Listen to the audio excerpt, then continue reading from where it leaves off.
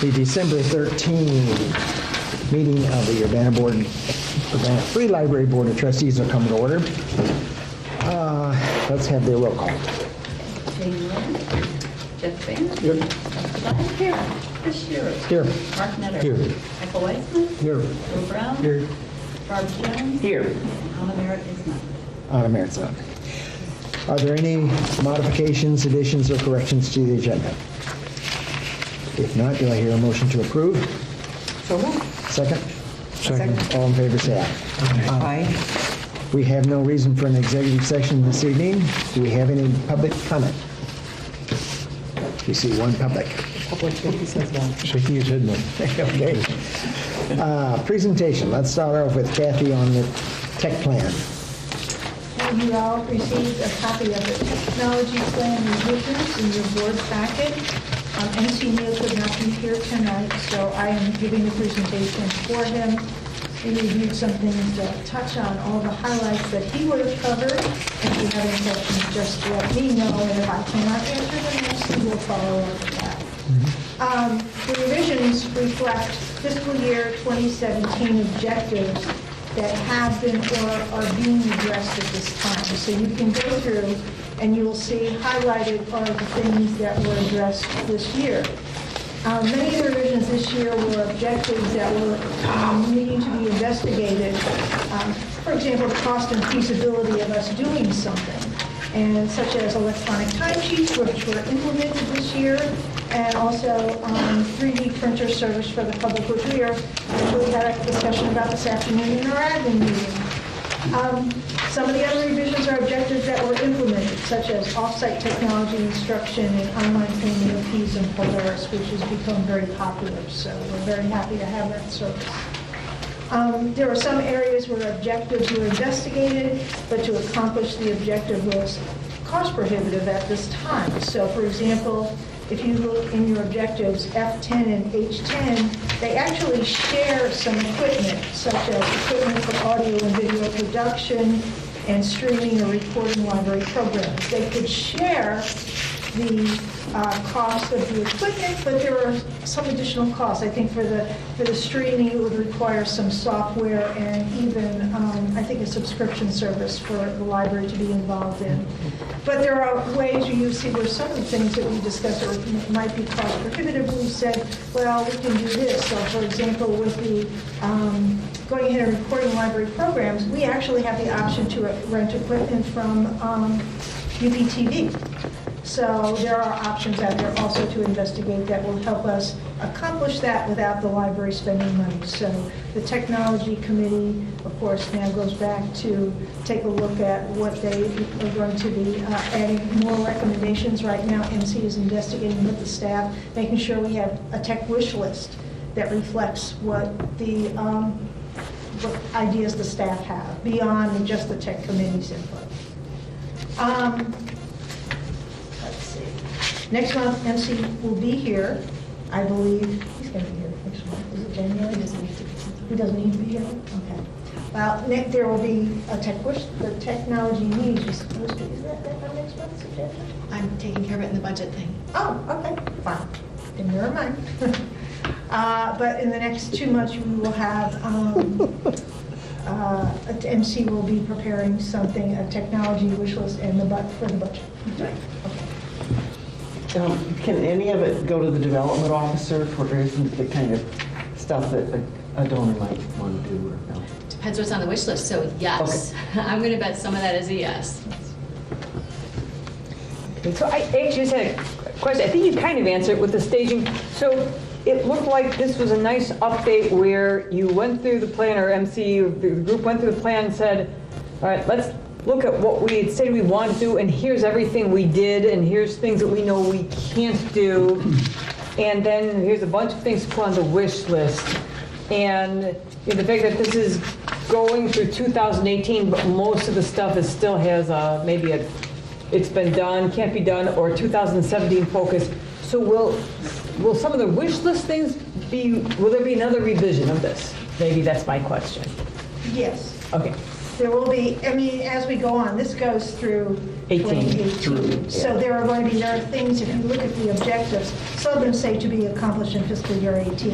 Yeah, it was mostly 17, so it looked like, all right, we're taking some things off, Yes. and just because it's technology and just Yeah. There really are hard even a to few predict things really that are- well. Right. There are a few things that are even from fiscal year 16 that we had accomplished, that we had made note in here as well. Okay. So, But what is our board action? Are we to approve this plan because it is reporting past, present, and future? Are we approving this plan next meeting? next meeting. Is that what the thought is? That's Next the meeting. thought. This was put forth to you to look at, to discuss if you need to ask Okay. questions. And is it on the agenda, or are we going to put it on the agenda for Yep. next meeting? Yep. Okay. Because I didn't necessarily, I saw these all ongoing, I didn't necessarily happen to see where they were indicated it was completed. But there are some of those kind of words. There are things that are ongoing because we're consistently doing them, and actually there was one thing that had to do with the website. If you remember, is that when we started talking about ADA compliance on the website, is that we had that as an accomplishment for fiscal year 2017, but in reality, it needs to be an ongoing thing. You can't just fix it and Yeah. just keep it that way. You have to keep on. So is it recorded here as an ongoing? Okay.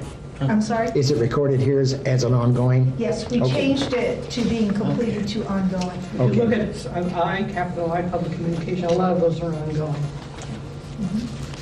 What one, any particular one? Page 8 of my copy. 8 and 9. No, page 8, Yeah, capital I. ongoing. Yeah. I-7 is the one that addresses ADA compliance.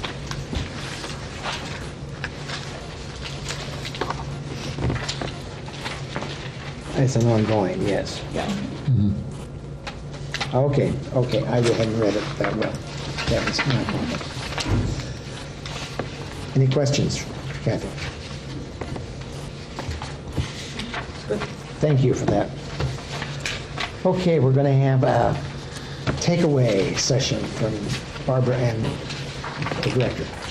Oh, me first? Okay. If you don't- On October the 20th, I attended the trustees track of Illinois Library Association in Rosemont. It was all day long. It was 10 sessions. It was 8 sessions. I went to 6 of them.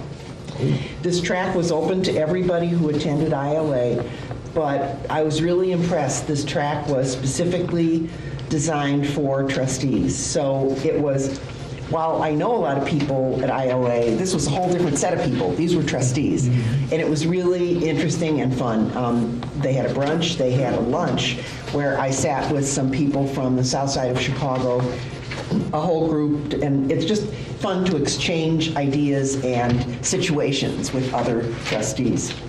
So I am impressed with how well ILA organizes this group.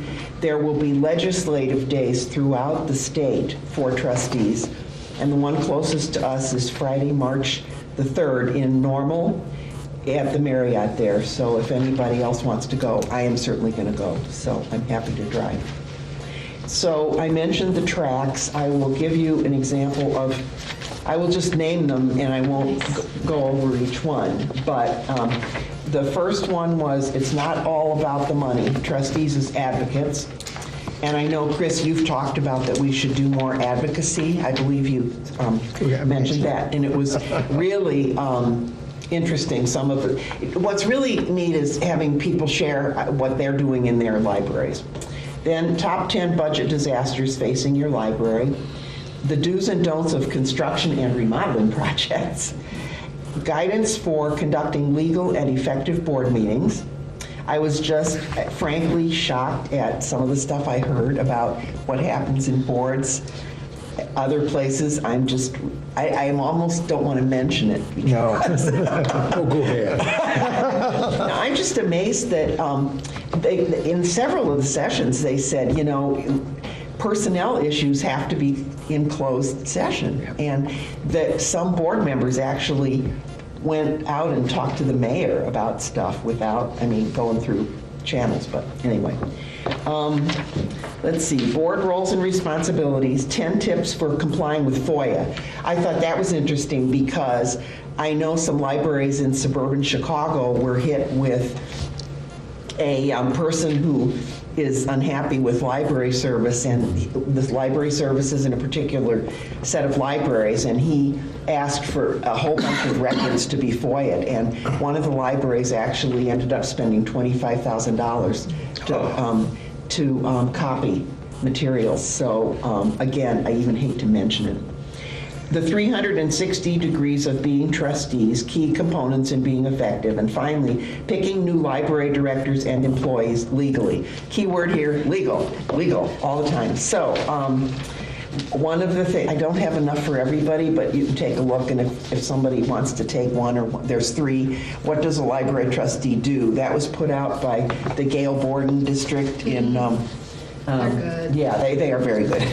And another was a consultant, board roles and responsibilities, that he went through this, and my copy is on him, but you're welcome to take a look. And I think, other than that, if you have questions, honestly, some of these things, like I was looking at the information about the boiler, and we're doing that. A lot of libraries have had problems with their documents with bidding and contract awards and stuff like that. So I don't want to sound smug, but we're doing a lot of stuff right. But the thing I did think was interesting is there may be advocacy kinds of things that we can do more of, and that's something I'm personally interested in. So if you have questions. Good. How many people? Oh, yeah, thank you. I would say there were 150, 200? For the trustee Trustees, election? yeah. There are a lot of trustees. Yeah, there were, I think, yeah, a lot. So, Yes. maybe this isn't the right, maybe you wouldn't pick it up here, but the world seems to be changing every time I listen to the TV, and tonight Yeah. they are requesting the Department of Energy hand over names of people Right. who worked on global warming. Like, Yes. is ALA concerned about? Yes. ALA is very concerned, ILA is concerned, and the latest I heard tonight is that the Department of Energy issued a document saying they will refuse to give up the names. And we believe that they are on good ground because it actually is a violation of civil service regulations to release names of people associated with particular ideas. So we think that the administration, the incoming administration, didn't know that. We're hoping, and we'll go, oops, we didn't know that was in the regulations. The other thing is that there's a union for government civil service, federal civil service workers, and it's in their contract too. They will not be targeted for expression of ideas. I believe that was added during the McCarthy era. It just seems like it's not too far from Right. who's getting those books out, and what kind Right. of books do you have in your library and all that stuff. Thank you for bringing that up. It is something I am deeply interested in, and have already been working with my colleagues at ALA on that, but would be happy to do anything here if we, I should say a group of librarians I was talking to Celeste about this earlier, a group of librarians in the community got together and met 1 week ago, and we're going to meet once a month and try to coordinate programming in Champaign-Urbana. There are people from Parkland, UIUC, the library school, the main library, Urbana Free, and Champaign Public to see, and we're going to try to get some of our rural library colleagues to join us to make sure we do programming to, if people have questions about that, about privacy, whatever is of concern to people, that we can do programs about that. But we want to, for example, I'm doing a panel in February on fake news, and we're just going to coordinate so that we don't reinvent the wheel, and that so everybody in town knows that we're doing something on fake news, and everybody's invited. And these will be free things and open to the public, et cetera, et cetera. But we're still in the planning stages. Who are some of the people? I mean, I think we met with Champaign. Celeste and I met with their president, and who are great. the people putting this thing together? It's, Trustees? no, it's not trustees, but that's a really good question, Okay. because And then are the meeting programs open to public? absolutely, everything will be open. It's mostly, we're going to try to figure out a way to market, and some marketing people were there, and public relations people from the libraries. Okay, and how are we going to pay for it? Any thought yet on that? Because Pay? you're going to have some expenses to I do don't, this. I don't think so. Okay, the other one I have visited with the librarian at Ogden. I said, we ought to have some opportunity. Yeah. She works so many hours a week. She doesn't have Sure. anybody in the library besides her. It's impossible to get away. Yeah. Think of that when you're planning when it is, Okay. because those kind of people just don't have the freedom that our director can walk out Walk the door out. and put Kathy in charge. Yeah. That's a really good point. Did the librarian in Ogden express, what's good for her? She wasn't. What's- She wasn't necessarily excited about my idea. We ought to get together. I think she thought she was doing what she could do, and that's it. But I think the synergy is the term I would think. Absolutely, yeah. If you get some of these small librarians, they would understand our problems too. Sure, oh, Their problems absolutely. and our problems, and they're somewhat different, but they aren't really. Yeah, yeah. I commend you for putting this together. I mean, did you just do this on your own? It wasn't me. It was actually, it was a group of, let's see, how did we do this? I can't even remember. We talked, we had a lunch, and it was Carol Inskeep from here Okay. was one of the people. I think she's the one who actually put out the doodle poll and said, hey, does anyone want to get together and coordinate? Because what we saw was that she knew colleagues in Champaign who were doing things, and we also knew, like, the panel I'm doing on fake news is at UIUC, and we're like, wait a minute, if we're doing a panel on fake news, we should let everybody know, and it should be open to everybody instead of doing I love that topic. 3 Ooh. panels. Yeah, so I guess right now we look more like an umbrella organization of figuring out a way to advertise what's going on. We don't want to reinvent what a lot of immigration and refugee groups are doing already in town. And the human rights officers. Yes, There's exactly. a lot of resources available, and Yeah. how do we make that, sorry to, No, really, that's, yeah. Because I also want to make sure that I'm acting appropriately as a board member and not crossing some sort of line here. I think you're being proactive. That's what I think. Well, So, I'm not the only one to think that. Do you have something to contribute to this sharing? I sure do. I have a book I will pass around. Nina Simon is a woman in museums, and she gave a really great talk up front about relevance. And she talked about what is relevance and being outsiders and insiders, and how at her museums and how we as libraries need to think about not just or this, the way we used to do it, or the new way we could do it, but and reaching out to our core groups, the people who've been using libraries or museums for years in particular ways, but then also bringing in other groups of people that may want to experience the library in a way that makes sense to them. So for example, if you have an armed police officer in the front of the library because you have a lot of theft, that's going to ring a lot of bells.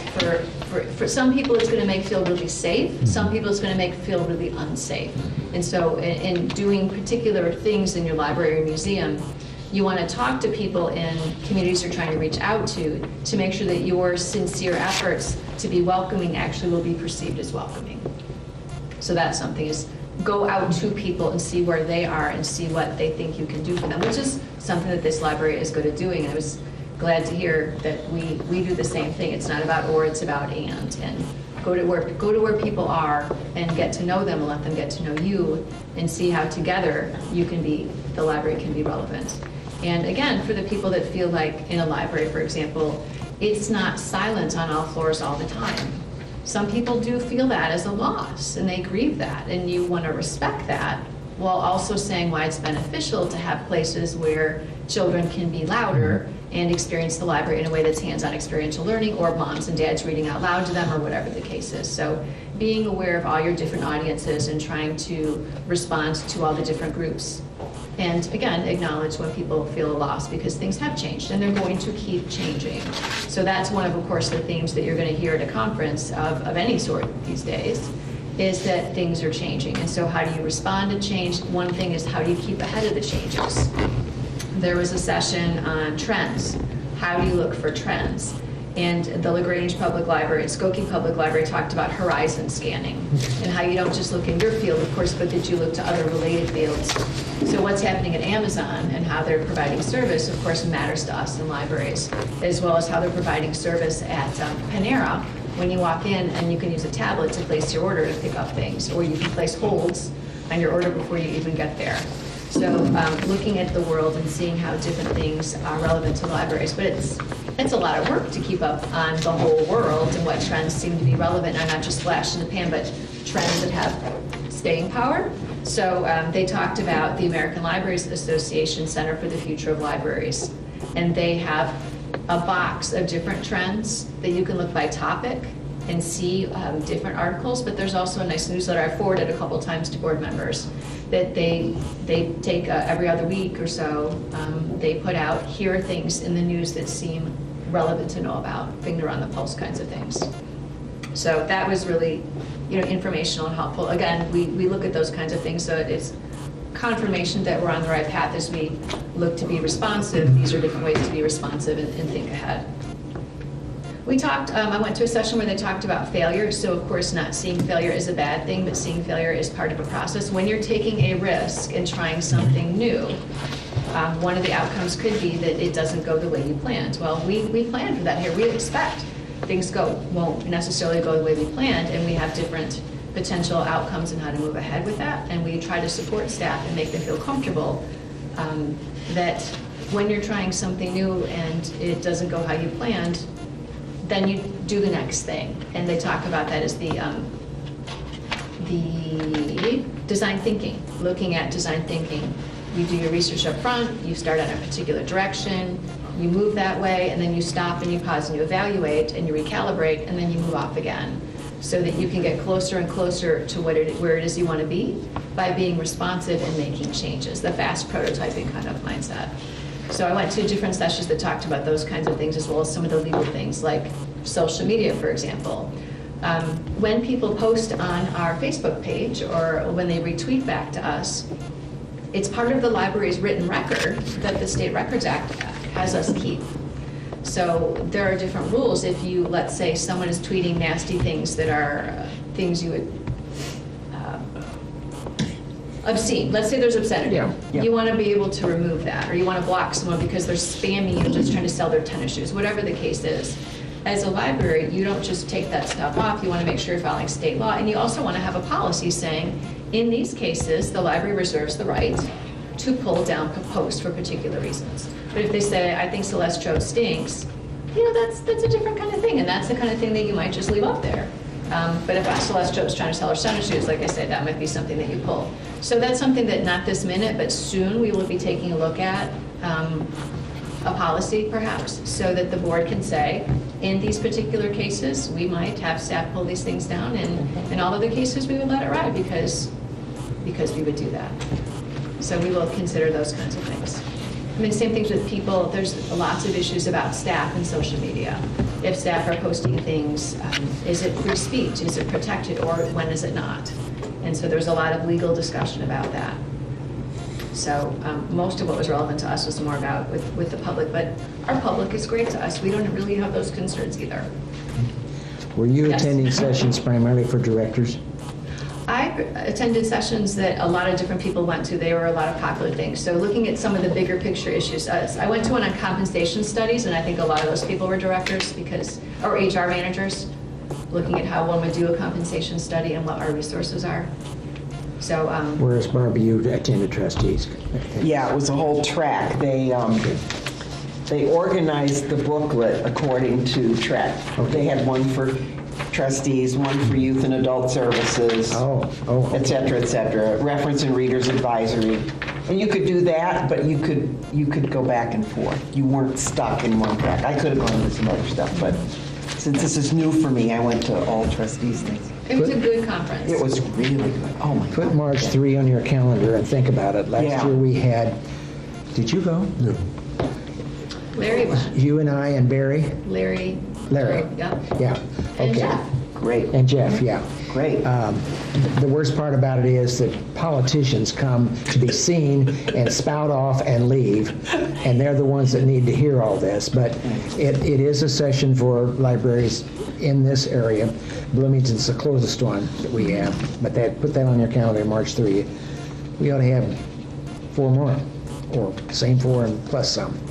Try this time. Depends what happens at work, as usual. Well, tell them you've got a responsibility to do some other things, so. I think there's one in Springfield, too. If you miss one, you can go to that one. I don't know. You can, Matters, and but- the benefit to going to the local one is your legislators will be there, and they'll Okay. sit at your table. Okay. But a part of it is an ILA update, so Yeah. depending on what you're looking for. Yeah, okay, but- Springfield is certainly an option. So is it the kind of thing where we should be prepared to really grab them when they sit in the room?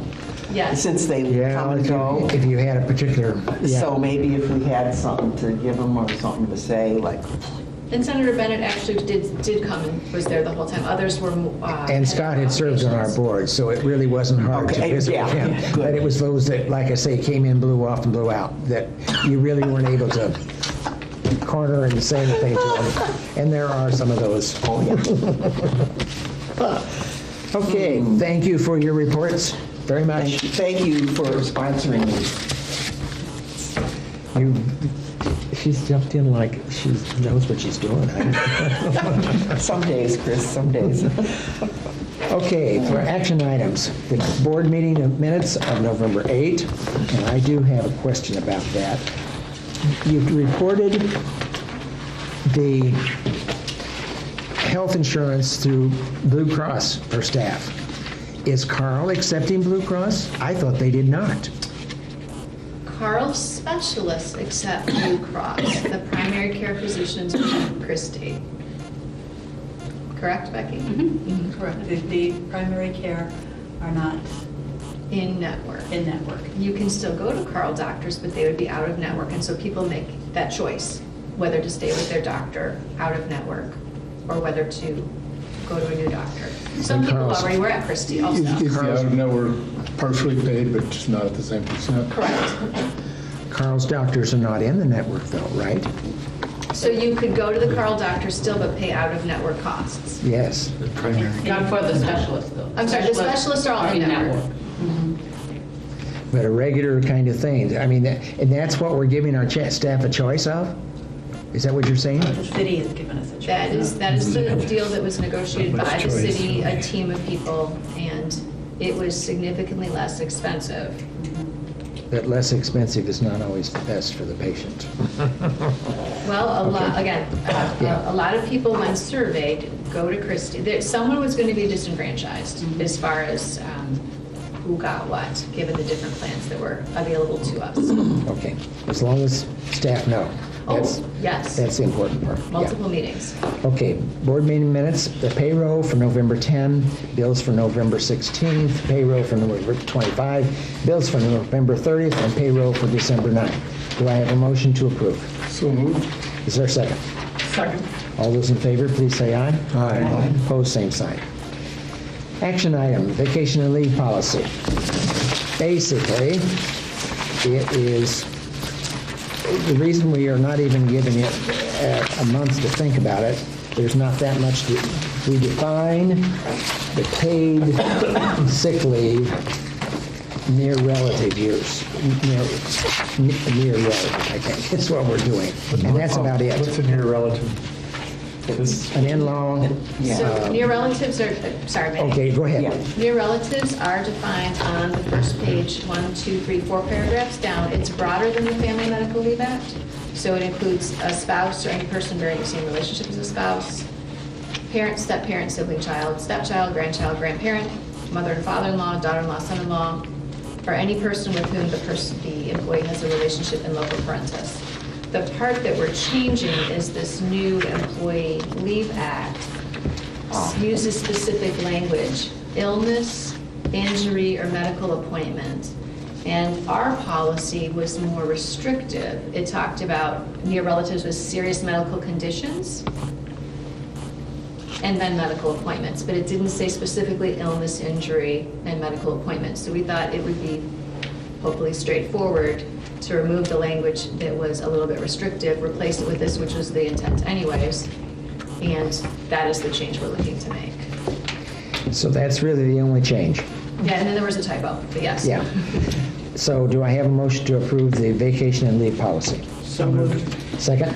Second. Any further discussion? All those in, oh, yeah. I just had a question. It looks fine to me. I just had a question about how you deal with non-Christian holidays. I think I get it. It's on the back here. If somebody like wants to take Ramadan, let's say, so how would they do that? They would notify their supervisor, and then the supervisor would rearrange their work schedule? Good question. They would schedule with their yes. Okay. Just check. But there's no way for them to substitute, is there? A Christian holiday with a, So for example, the library's physically closed on yeah. Saturday. Yeah. So you'd have no. to, yeah. Okay. all those in favor of the motion to clarify, or to amend the vacation and leave policy, please say aye. Aye. Opposed, same sign. Thank you. Okay, the next two I feel are not very substantial either. We can have discussion on them, or I think we can go ahead and pass them, don't you? Well, that's a discussion item. We have to wait till You have to get next the meeting. next agenda, next Put it on the meeting. next one. We could have changed it early on, couldn't we? Yeah, okay. Okay, the circulation policy and interlibrary loan is primarily a fees change, and the security camera is a matter of adding managers. When Celeste is out of the office or Kathy's out of the office, department heads could, in fact. Otherwise, I see no real particular change, right?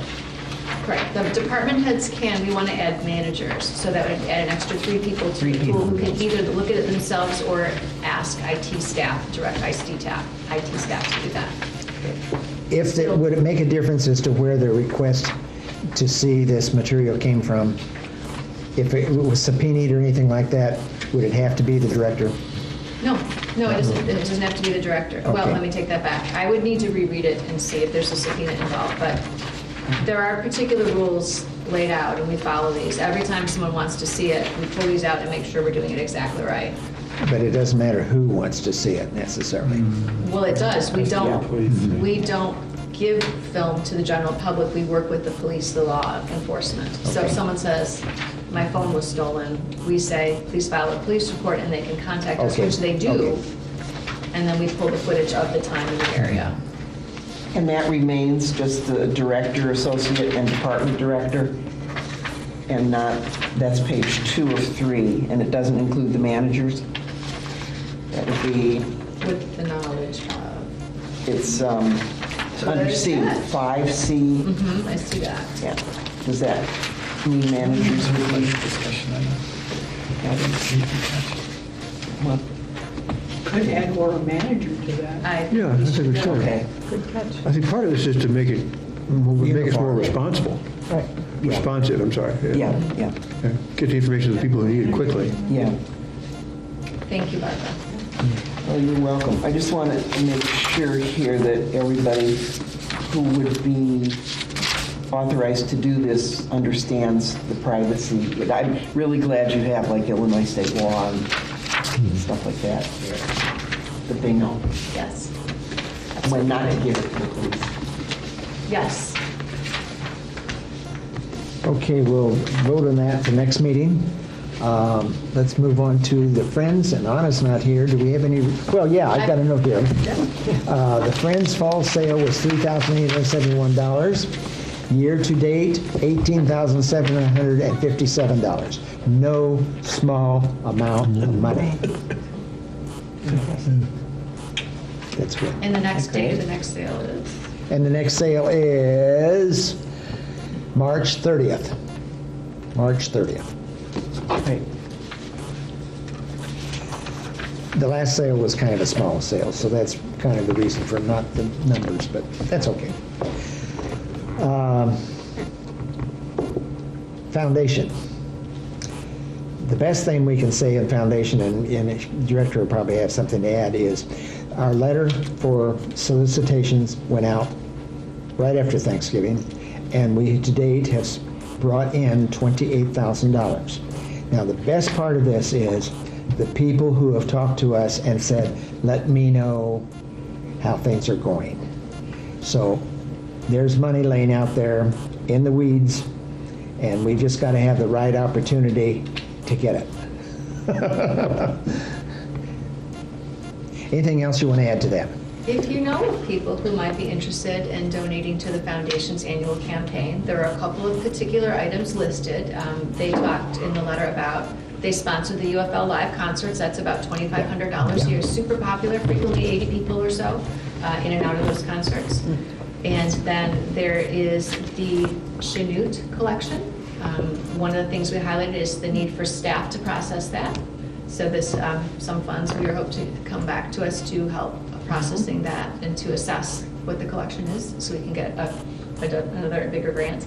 And also, we are hoping to negotiate the sale of the formerly known as Aller property, or still known as the Aller property on the corner, owned by Mr. Aller and the two King attorney brothers.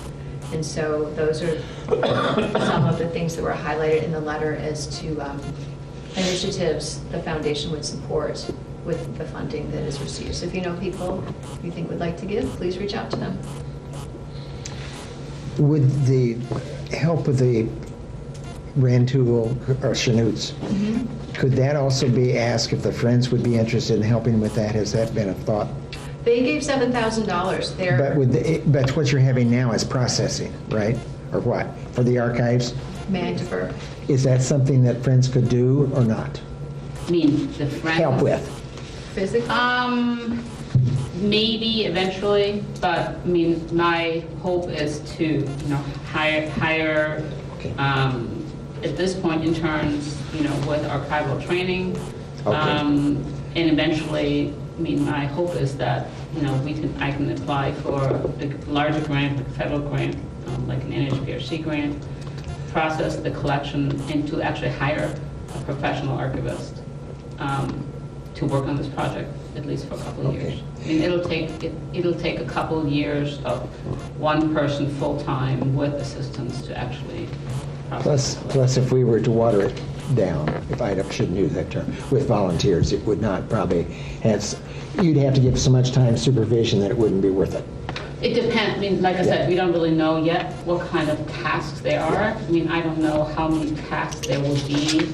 I mean, there will. I mean, there are tasks maybe to, folder certain things. Remove paper clips or something, or... Right, but that, I mean, the tasks have yet to be determined. Yeah. So at a later time, I think they should. Is this something that internships could be applied for, or? Right, and we are library? about to post 2 internships for this. Okay, that's and beautiful. I already have lots of students who are interested. So. Great, beautiful. Because it's paid.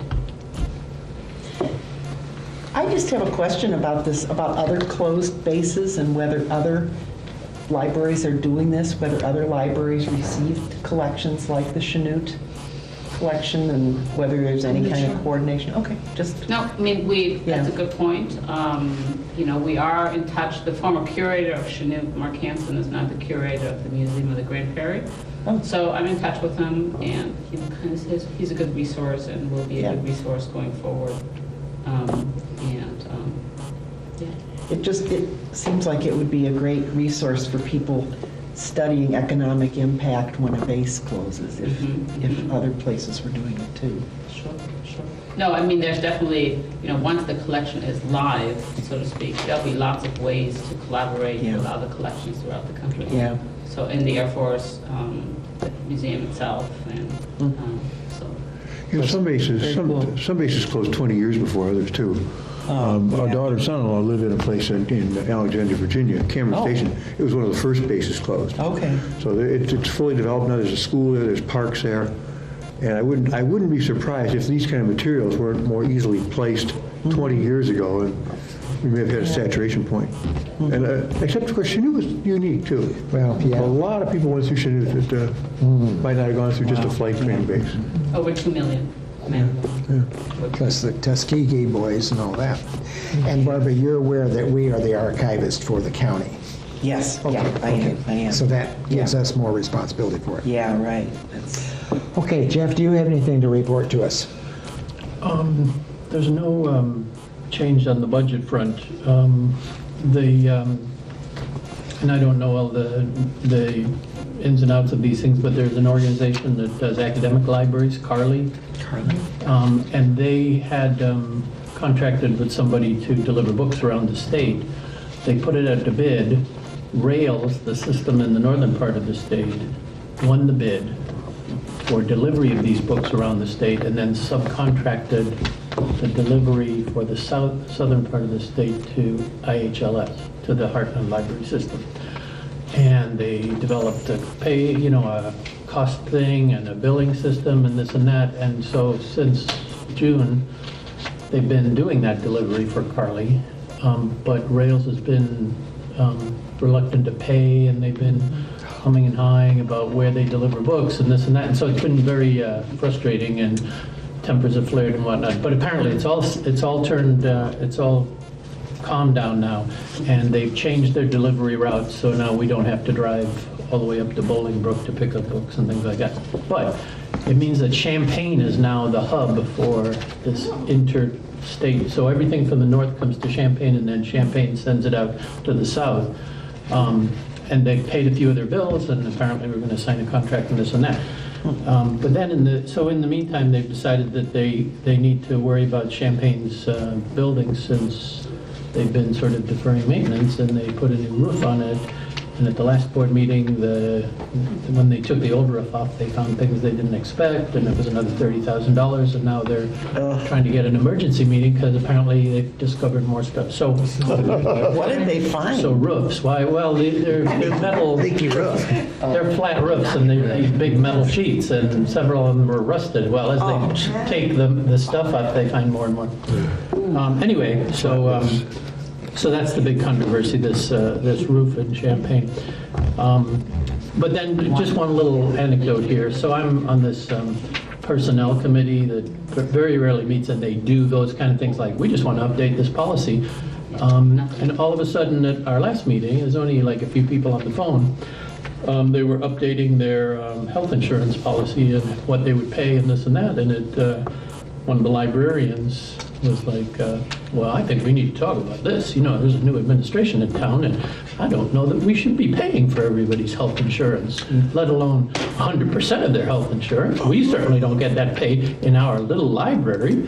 I mean, a lot of little libraries feel like, they don't, all that sort of stuff. So I guess, it kind of surprised me that this came out of this sort of normal meeting that but then the other thing that we were talking about was the Fair Labor Standards Act, which IHLS was going to move up a few staff members to conform to the new salary level that the administration had put in to go into effect, I think, sometime in December. Well, a court in Texas has sort of put part of it on hold, at least in Texas, and so now the university and everybody else is holding off, figuring that's not going to go anywhere. So, this, we may be sitting here doing all of crossing our T's and things, but there may be this wave like there was a few years ago in the school districts where people decide, hey, let's take on the library or take on somebody, and what's going on down there? What are they spending our money on? Now that people feel that somehow there's a different sheriff in town. So it surprised me that was there. Okay, that's it. Fun meeting, huh? Well, no, I mean, it was like I did this, I'm really risk averse. I don't like controversies and stuff. So, well, I've heard from a few people that, but it was sort of like, let's just get past this thing. But it's like it puts everybody, you don't want to talk about this because, it's politics and stuff and costs money. Next on our agenda is for Kathy to give us an update on the facilities and our RPFs and all that. We had some goodies in your board packet, one of them being the final Hedeman evaluation. And I'll just go over with you some of the things that were changed in the evaluation, just to give you an idea of what you should look for. Let's see, in section 3, page 3, the addition of the chiller failure was added. added to that section because obviously since this was first started, there have been events that have changed. So that was added to section 3, page 3. Did we know about that before? I somehow missed this until reading it. We did not know about that when we were writing this, the first evaluation. It was an event that happened in August of this year. So, in section 7, which is the timeline, we added the addition of the lawn network controller system and the C1 chiller to be within the next 2 years' time frame. They were formally not in that time frame, and because of recent events where the chiller had problems and also the lawn network controller failed, those have been now moved up to within the next 2 years. And of course, you have already approved the purchase of the replacement of the lawn network controller, and you also approved the moving the replacement of the chiller up. We're hoping to do that in fiscal year 2018, but it was moved up the priority list. So. The total estimated cost to implement all recommended upgrades in the next 2 to 3 years is $3,223,737. Done, 3,000. Yeah, exactly. The other thing is that you have an updated copy of the HVAC upgrade cost estimate. The one thing that was added was the addition of the lawn network control system was added to that. It wasn't on the last copy and we missed that, so it's been added to this. And then third, there's a proposed timeline for the boiler replacement, just so we have an idea of what they're thinking of in terms of the timeline. So I have a phone call conversation with them tomorrow to talk about grants for the boiler. And I'll let you know probably next month what happened to that. Did we move the boiler down? Because last month we approved the boiler. No, we did not move it down. What do you mean? Well, didn't we approve the boiler expenditure? But now because of the chillers, that goes up above that? No. Okay, No. okay. The boiler you approved first. Yeah. But then there was a memo that came out that you approved the boiler replacement, but then we actually recommended that you move the replacement of the chiller up because that was further down the road. Yeah. And because of the recent events that happened with the chiller failure, we asked you to move it up based on recommendations from Henneman, from the city, and also from our current HVAC contractors. Fire away questions. I don't know even what to ask. Do we have a spending plan that matches the construction plan? So we know when we need how much money? I mean, it's a citywide, if we're part of a citywide contract, I mean, it's broader than just us. You But want to respond to that one? I think you're better off answering this. They haven't provided us with that yet. That's the Okay. answer. We Okay. don't have that. So, As far as for the replacement of the boilers, is that what you're asking specifically? yeah. Yeah, we don't have that yet. We just know the total. in chiller fiscal year 18, so that starts late summer. July 1. And so are people going to be uncomfortable in June? Or are we going? At this time, they are making it work. Okay. Okay, that's it. It's not totally failed, it just is that there's It's going to be problems. gone. Okay, yeah, that's what I was Yes. heading. And I think that, if you remember, is that when I did speak with some people about it and trying to, all right, so do we go ahead and recommend that the boiler be replaced first or the chiller? And they always said the boiler. Right. They all Right. three of them, when I spoke with them at different places, they said the boiler. Right. Yeah. No, that, So I'm looking at the timeline for the boiler replacement, and they have everything all very conveniently ending at the very end of our fiscal year, which is June 30th. So as construction always goes, the probability of things actually being complete, but that should be no harm to us, because I'm assuming we don't give the final payment until they give us our final deliverable. And it looks like the final deliverable is a set of operation maintenance manuals, and then it will be considered complete. So if this goes in the next fiscal year, we just are able to hold on to the money we have earmarked, and we have no fiscal year boundary problems. Correct, and the city has already transferred the funds, so we have in our bank account the money for both the development person and the HVAC, so that is, you would say as a board, well, we didn't spend this 50,000 of it, we're just going to pull that out of fund balance next year and bring it back up, or pay it out of fund balance, but yes. Well, and generally, you're not done until you're done with the punch list, too, so. Right.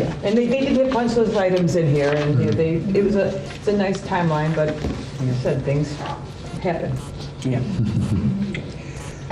Michael, I should have spoken to you before the meeting because I had asked the two of you to serve on. I saw We that saw it in the minutes. and- alarming thing in the minutes, and that's why I felt I better drag my ass in here. Because God knows when that could happen again.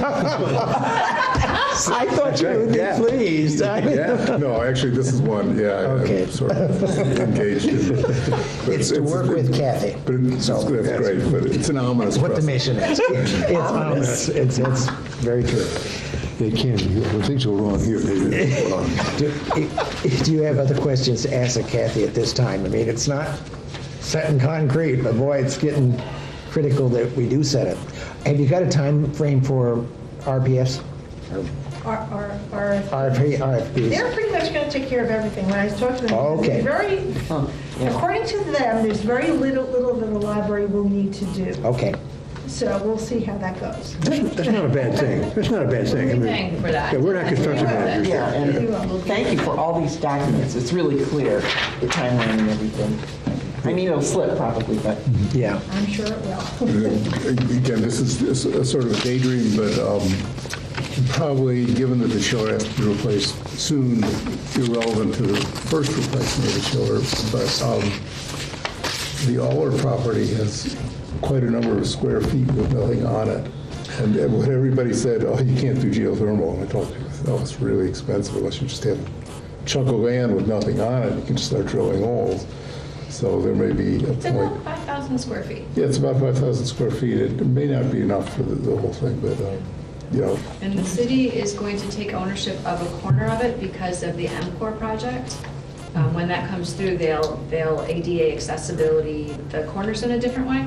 So the property will get smaller by a percentage, 5-6%. They basically need a bigger radius for turning, Yes. I think. So. Yes. for what? For like bus turning, need Oh. a smoother radius around that corner. Oh, Will the owner be making a contribution from that land, or will it be purchased? The city will purchase the land. Okay. Yep. That is the plan at the moment, at least. In terms of, and I wasn't fully understanding, the additional building that needs to be, there's room at the top and it just be added on to house this material? These chiller and the boiler and all? Well, the boiler is across the hall. Okay, the boiler's, but the chiller is upstairs. The chiller is actually on the roof. Yeah. I can show you a picture of it. But we have to add space for protection of that chiller, right? Another building, or another, Oh, you're thinking, are you thinking about the archives? That's the You're archives. thinking about the archives. This has Oh. nothing to do with the archives. okay, Yes. okay. I guess I wasn't. Other questions? Do you for- want to go through the rest of the agenda if we need to first? Well, I had one quick, two Sure. quick pieces along what Jeff was talking about. So FLSA is not impacting any current staff here because everyone who is employed as an exempt employee is already over the minimum, the new minimum. So as far as whether or not there will be changes for people, the answer is no. They're already paid over that new minimum amount. So it could be that staff have relatives or spouses or significant others who are being impacted by things happening at the university or other places, but staff here are not. So that's one piece. Also, there was another new law that had to do with child bereavement leave for employees. Our policy in the vacation leave already covers bereavement, and it covers it adequately. So we didn't need to make any change for that. Which is one of the big laws people have been talking about recently in HR issues. I'm done. You're done? That was all I had. do you have, are you going to give us a tour on screen? Well, we were thinking that we would give you a tour of the Facility. facilities, but the only two things you really can see down here are the boiler, and we can still do that. Yeah. But the rest of the equipment is on the roof. Yeah. So, and I could not see anybody going up there in this weather. I was up there this afternoon, actually, because I took pictures, And it was icy up there, so. Okay, because when we talked about it, I thought, I don't know, people want to go up, but I hadn't thought about the weather. You go up a ladder, then you have to go through a So give narrow us a space. picture of your pictures. Okay, so this is, I can show you, and if you really do want to see the boilers, that's an easy one to show you. This is on this level. This is, you haven't seen a picture of this. This is the 2002 Patterson-Kelly boiler, which is the newer of the two boilers. This was installed at the time of construction. I actually remember when this was installed because I was actually, my office was right above where they were taking out the old boiler. So bang, bang, bang. So it was very, I'm very familiar with this. This is our old friend, the old reliable Cleaver Brooks boiler, which is also in the same room. The Patterson-Kelly and the Cleaver Brooks are both in the same room. This is the one that is still keeping us going with heat. But you can tell by the age of it, is that this one is very old and long past its life expectancy. Now we go to the penthouse. This is the train air handling unit. This is the original 1975. This is the one that rattles, makes a lot of noise. There's a caution tape because this piece here at one time fell off. Actually, this was about 2 years ago. That fell off and there were the belts exposed. And so, actually, if you go up on the roof, and Becky and I have done this numerous times, you actually have to go, like, squeak through over here. And if that was not there, obviously, it would be very dangerous. So they have the caution tape on it just to keep people away from it who go through there. And there's not that many people that do, but still. So is that the one that's expected to last 10 more years? No. This is Longer. Is this the archive story? Is this the archive air handler? No. This is not for the east side of the building. Okay. Okay? If you look up on the building, let's say if you're standing at the front, looking at the front door, and you look up at the roof, it's going to be two penthouses on top of the building. This is the one that's going to be on towards the Ray Street side. There's another one that's over on the, Cedar Street side.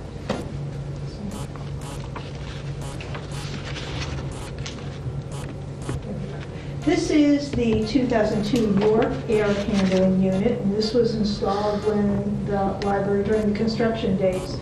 And this is the quieter of the two. To get to this one, you have to go up a very narrow, very tall ladder, or you can go up through the east side, and then you have to go outside the building and then go in another door. But this is I think the way that it was written, that Dan says that this is probably one of the Cadillac of air handlers, so.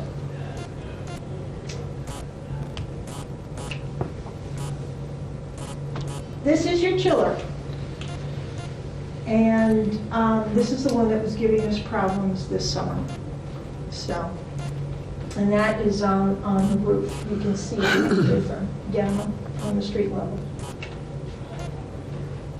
And these are the condensing units for the east air handler. There is some other equipment on the other side, the west side of the building, on the west side of the penthouse for the air handler.